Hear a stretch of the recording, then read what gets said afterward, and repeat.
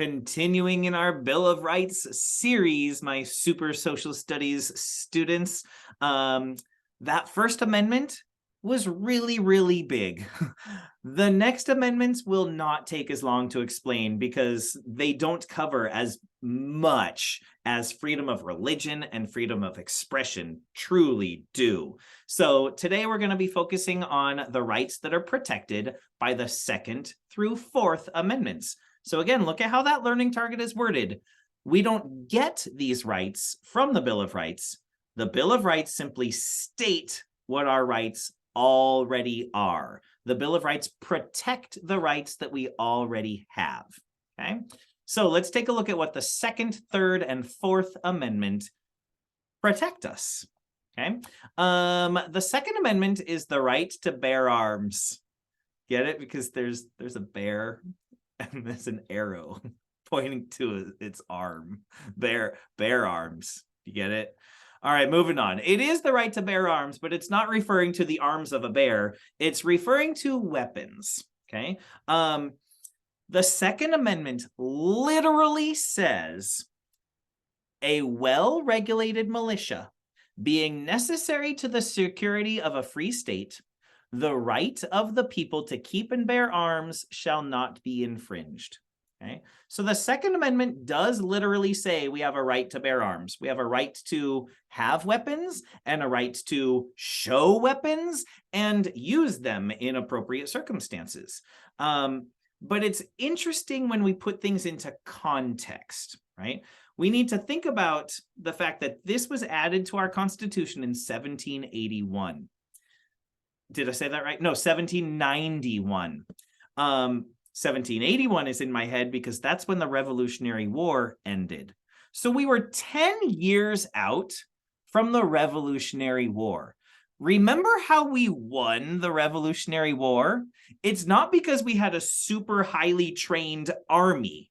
It's because we had a ragtag group of guys with guns who were really excited about having a brand new country.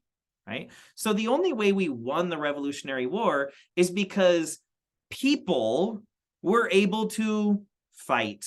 Remember the Minutemen, right? Those guys that were ready in a minute's notice to go off to battle? That's really what the Second Amendment was like originally referring to, is this idea that if we need to defend our freedom, right, then we need to be able to pick up our guns and go to war. Right? Because we didn't have a super organized and powerful military yet.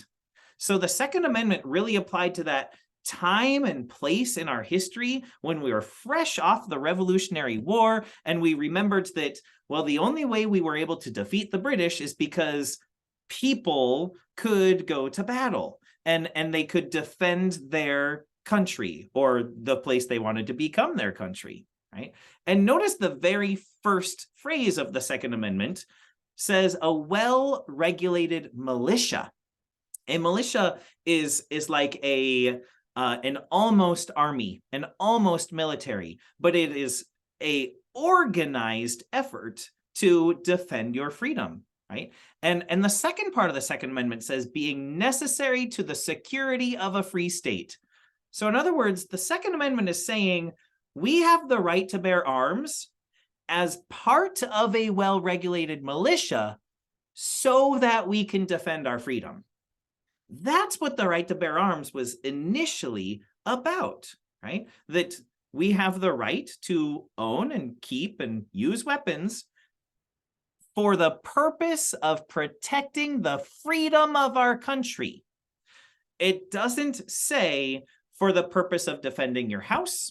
It doesn't say for the purpose of anything else. It says being necessary to the security of a free state.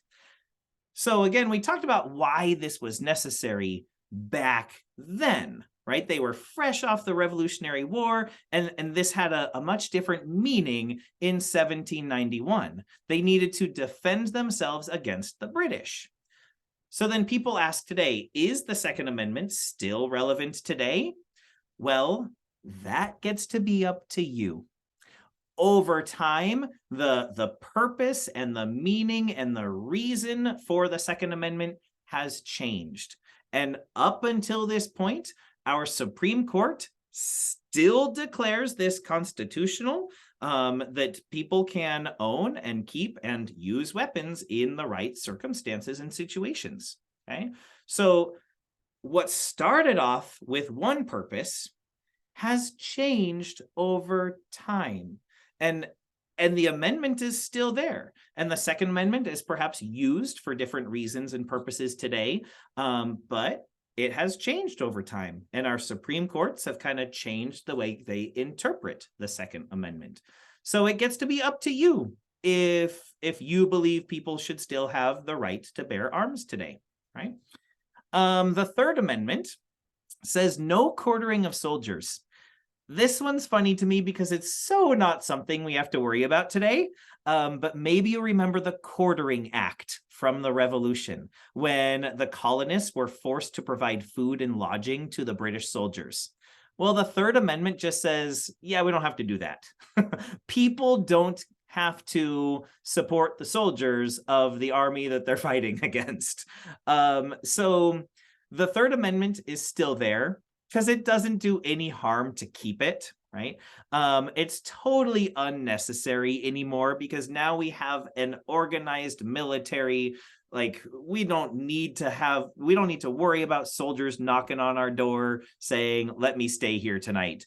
But it doesn't do any harm to keep it, just in case things change. It just reminds us, oh yeah, you don't have to house soldiers if you don't want to.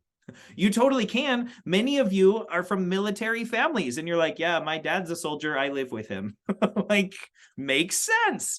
But you don't have to. And our Third Amendment protects us from being forced to quarter our soldiers.